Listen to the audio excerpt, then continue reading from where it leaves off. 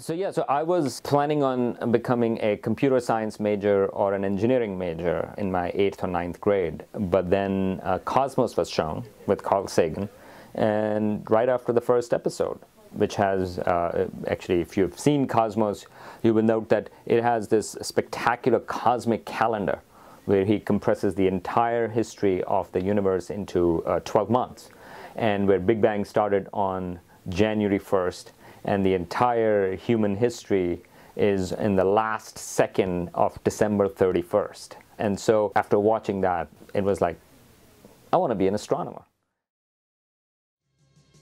Our own planet is only a tiny part of the vast cosmic tapestry, a starry fabric of worlds yet untold.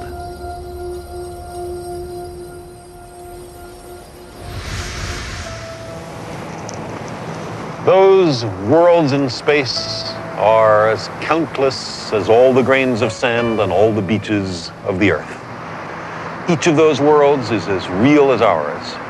In every one of them, there's a succession of incidents, events, occurrences, which influence its future. Countless worlds, numberless moments, an immensity of space and time. And our small planet, at this moment, here we face a critical branch point in history. What we do with our world right now will propagate down through the centuries and powerfully affect the destiny of our descendants. It is well within our power to destroy our civilization and perhaps our species as well. If we capitulate to superstition or greed or stupidity, we can plunge our world into a darkness deeper than the time between the collapse of classical civilization and the Italian Renaissance.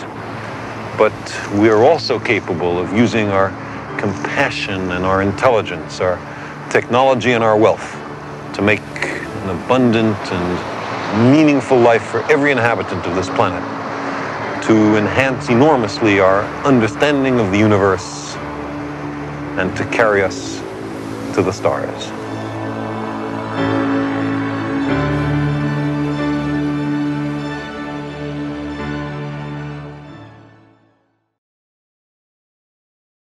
My name is Salman Hamid. I'm Associate Professor of Integrated Science and Humanities at Hampshire College. I did my undergraduate in physics and astronomy at State University of New York at Stony Brook. My graduate work, my PhD, was in astronomy from New Mexico State University in Las Cruces. And after that, I had a fellowship at Smith College, and after that, I was here at Hampshire.